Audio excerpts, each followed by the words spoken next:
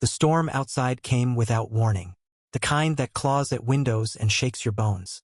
I remember the sound of it because it was the night everything changed, the night Adrian stayed, and the night I realized my heart wasn't as carefully guarded as I'd believed. Ethan, that was me. I had always been the kind of person who lived safely on the edge of things. I watched friendships from a comfortable distance. I kept laughter soft, feelings quieter, and dreams hidden just out of reach. I thought life was easier when nothing mattered too much. Adrian destroyed that belief the moment he stepped into my apartment, dripping rainwater on the welcome mat, shivering slightly, and smiling like he had just walked into the safest place in the world. He wasn't supposed to be here, not this late, not in this way. We were classmates, acquaintances at best. We shared group projects, polite nods across lecture halls, and an occasional conversation when schedules collided. But nothing more, nothing meaningful. At least I thought so. He had texted me 2 hours earlier asking if he could borrow my notes for the exam we had on Monday. I told him sure, come over. I didn't expect the sky to break open. Didn't expect him to be stuck here as lightning split the dark in half. But maybe fate works best when we stop trying to control it. He stood inside my living room, hair wet, eyelashes dotted with raindrops. Even like that, or maybe especially like that, he looked unreal. There was something undone about him. Something honest. Sorry, he said, rubbing his arms. I didn't think the storm would hit this fast. You're fine, I said, trying to sound casual. You can stay until it calms down. But the storm only worsened, and with every rumble of thunder, something between us shifted like the earth was making room for a new shape. We didn't talk much at first. I handed him a towel and a spare sweatshirt. He changed in the bathroom, came out with damp blonde hair falling across his forehead, and I tried not to stare. We sat at the small kitchen table. I made tea. He warmed his hands around the mug like he needed the heat to stay human. I watched his fingers. I watched his mouth, and I hated myself for it. Or maybe I didn't. Maybe I had just never allowed myself to look before. So, he finally said, breaking the quiet, do you ever feel like you're supposed to be someone else? The question hit hard. Too real. Too dangerous. What do you mean? I asked. He stared into his tea like answers were swirling inside.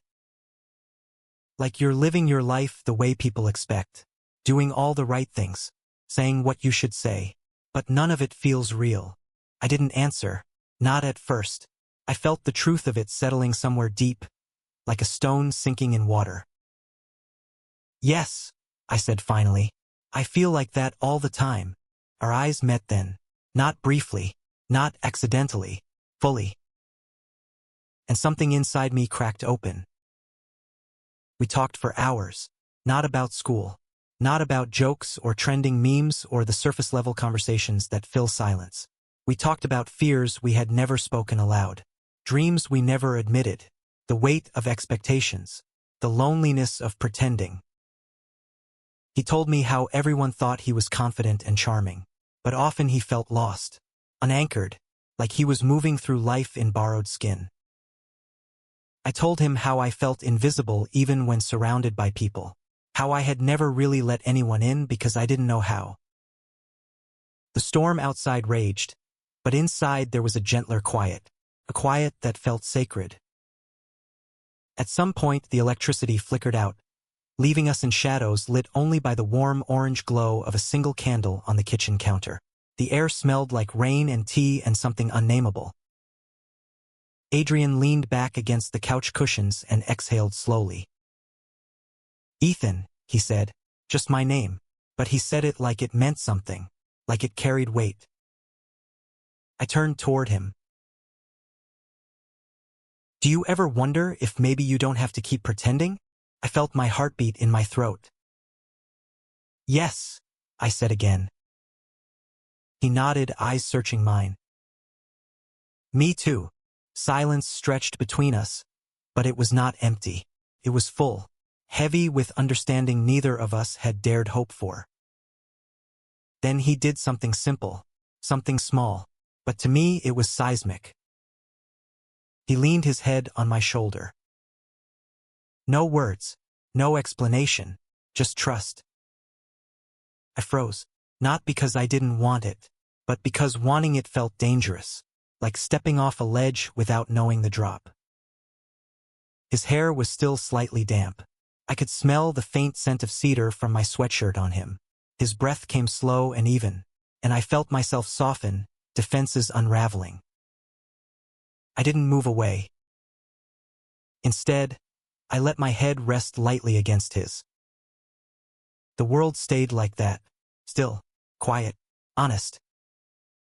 Minutes or hours passed. I don't know. Time had stopped keeping score. When he finally pulled back, his eyes were shining with something raw. "Thank you," he said. "For what?" I whispered. "For letting me be real here." I didn't know what to do with the feeling that rose in me then. It was gentle, but deep, deep enough that it scared me. He stayed the night, not because of the storm anymore, but because neither of us wanted to return to the world outside where everything was walls and masks and expectations. He slept on the couch. I slept in my room. But the distance between us was only physical. Something invisible, undeniable had formed. Connection. A shift. A gravity. When morning came, the storm was gone. Sunlight poured in through the windows like a promise. He stood near the door before leaving, backpack slung over his shoulder. But he hesitated. His voice was quiet, but steady this time. "Last night meant something, didn't it?" I met his eyes, and for the first time in my life I didn't hide. "Yes," I said. "It did." He smiled, soft, real, the kind of smile people make when they recognize home. "I'll see you later," he said. And when he left, I realized something that would change everything. I had fallen, not fast, not recklessly, but deeply. And I wasn't afraid of it anymore. The day after felt strange in a way I couldn't fully describe. Everything looked the same. The streets, the campus, the faces I saw every morning. But something in me had shifted. It was like the world had quietly tilted a few degrees overnight. I saw him before he saw me. Adrian was standing near the library steps, sunlight catching in his blonde hair like it was made for him. He laughed at something one of our classmates said, and for a moment he looked like the person everyone else saw, confident, relaxed, untouchable. But I knew better now. He noticed me, and something softened in his expression, just slightly, like a secret flickering behind his eyes. He said goodbye to his friends and walked toward me, hands tucked loosely in his pockets, steps unhurried. "Hey," he said, the word gentle as it reached me. "Hey." There should have been awkwardness, hesitation, distance, something to reset the world back to how it was before the storm. But there wasn't. If anything, the air between us felt clearer. "You want to grab coffee?" he asked. It was simple, ordinary, the kind of question friends asked each other every day. But my heart reacted like it was anything but ordinary. "Yeah," I said. We walked side by side, not touching, not speaking much, but silence didn't feel like a barrier anymore. It felt like a language we were finally learning together. We found a small cafe tucked between two old bookshops, the kind of place that smelled like roasted beans and quiet afternoons. We sat in the corner booth. Sunlight filtered through dusty window glass, painting soft lines across his face. He stirred his drink slowly. "I couldn't stop thinking about last night," he said.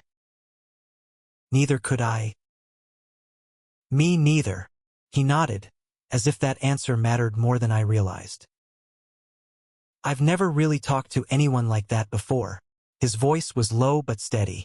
"I've never felt that safe. Not with my family. Not with my friends. No one." I swallowed. "I haven't either." Something passed between us again. Something wordless. Something certain. He leaned back, studying me.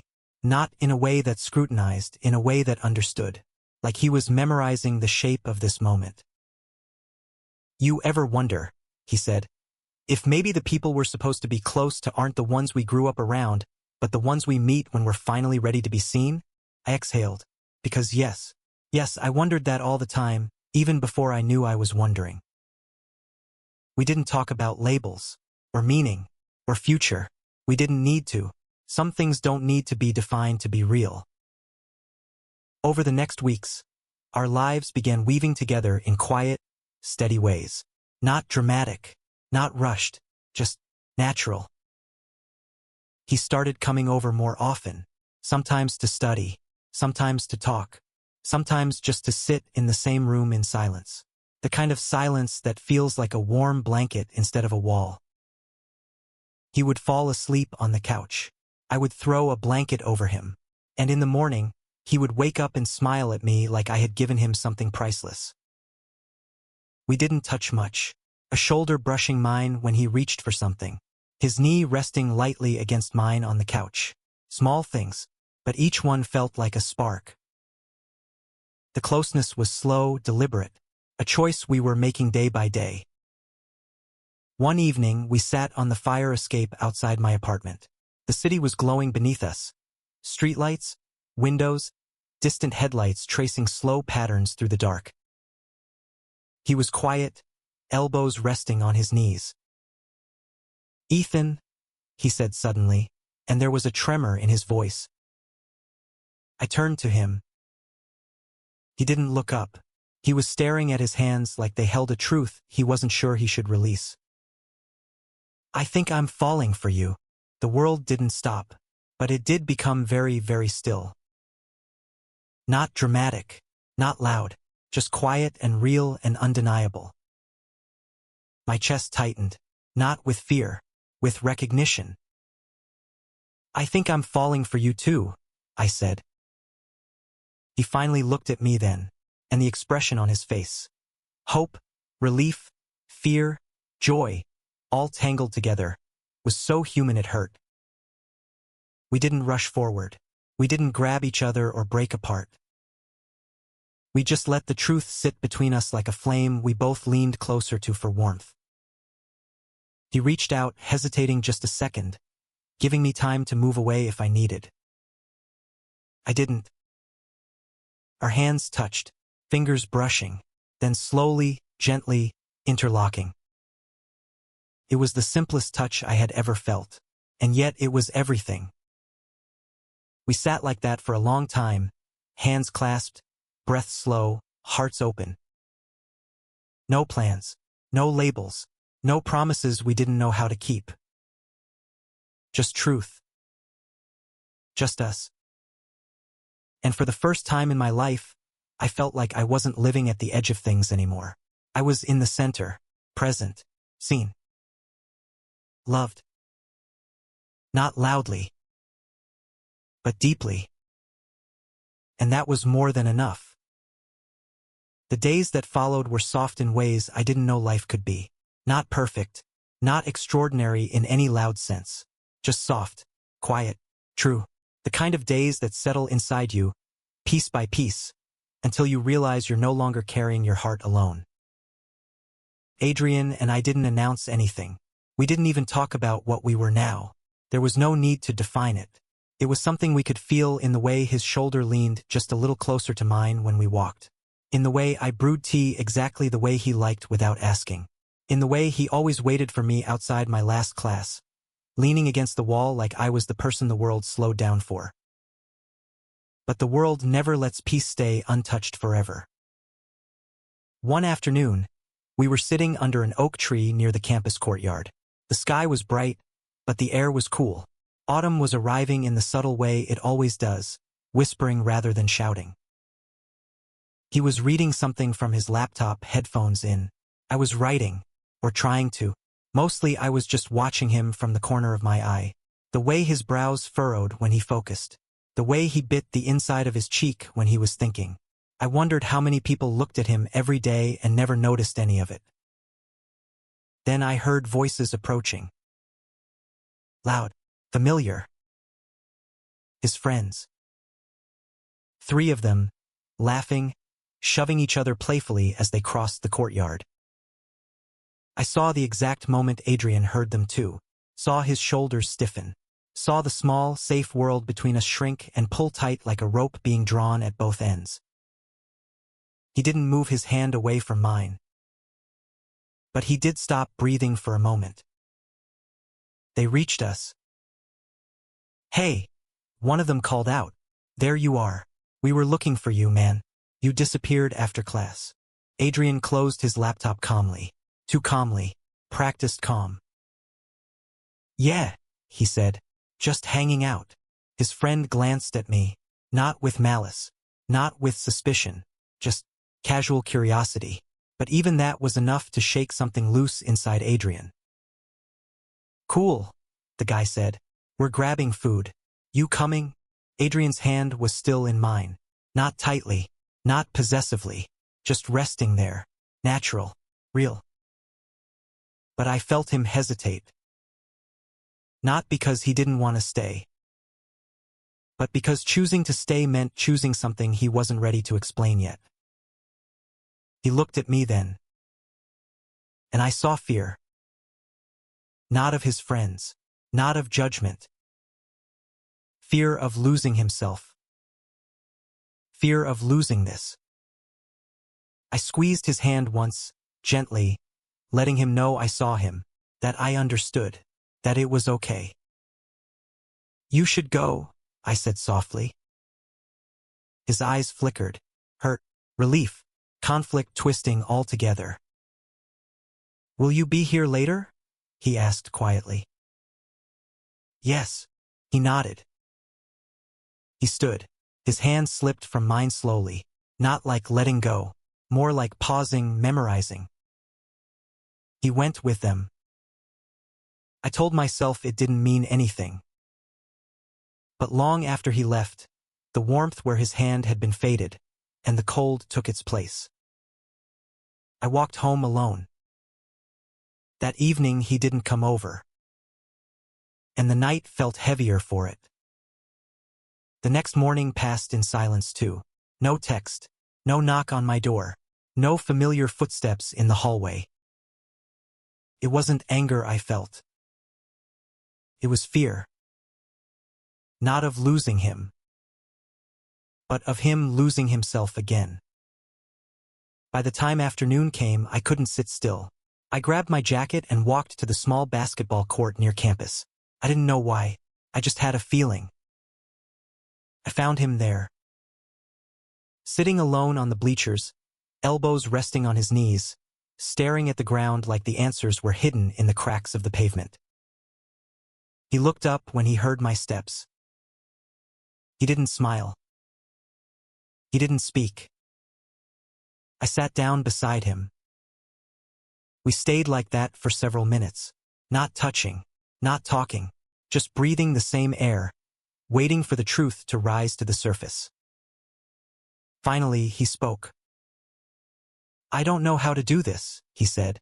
His voice was raw. "I don't know how to be who I am with you and still be the person everyone else thinks I am." I nodded slowly. "You don't have to know right now." He swallowed hard. "What if I mess this up?" he whispered. "What if I ruin it because I'm scared?"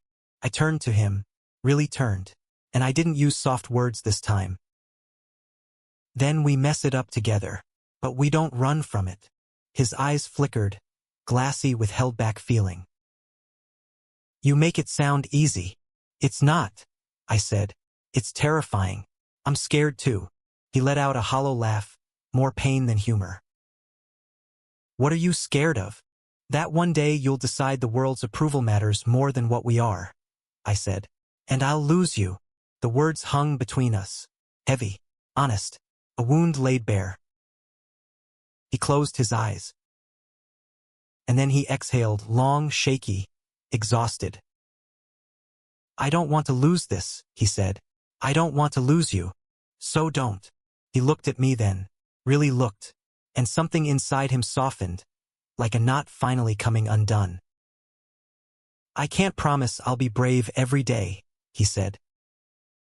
"You don't have to be," I replied. "Just be honest." He nodded.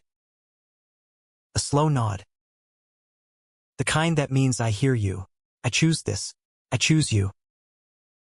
He reached for my hand then. Not timidly. Not cautiously. But with certainty. The sun was beginning to set. The world around us turning gold, soft-edged, almost unreal. He moved closer until our shoulders touched.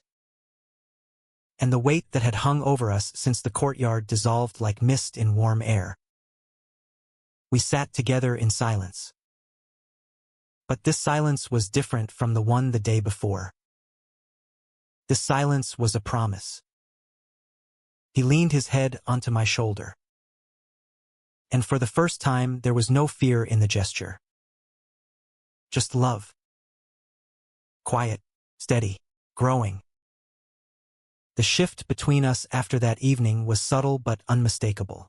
Something had settled, not into certainty, not into perfect clarity, but into truth.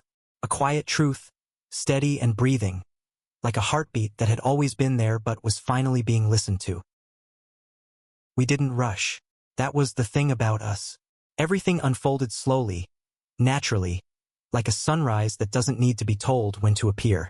But there was a new openness in the way we existed around each other. Fewer pauses, fewer swallowed words, fewer moments of hesitation where fear used to live. One night, about a week later, Adrian texted me.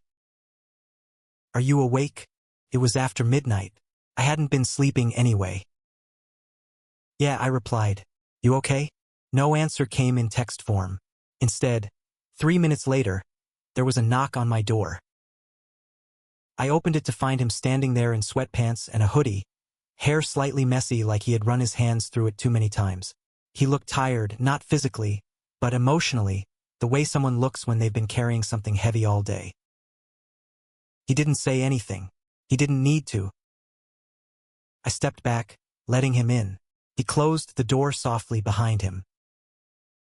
We didn't go to the kitchen or the couch. We just sat on the floor, backs against my bed, legs stretched out in front of us. A single lamp glowed in the corner, casting warm light across the room. He exhaled slowly, like he had been holding his breath for hours.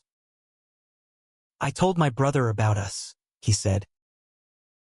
The words landed with weight, but not the painful kind. The kind that meant something real was happening. I turned to him. How did he take it? He smiled, but it was small and tired and a little cracked around the edges. He said he kind of already knew, and that I should stop pretending to be someone I'm not. A breath I didn't realize I'd been holding eased out of me. "That's good," I said softly. "That's really good." "Yeah." He looked down at his hands. It was, but it was scary. I didn't know how to say it. I kept stumbling, and he just sat there waiting. And I realized the world doesn't end when the truth comes out. It just shifts. I nodded. We sat like that for a while, silence gentle between us. Then he said, voice quiet, "I kept thinking of you." My chest tightened. "I wanted to come here.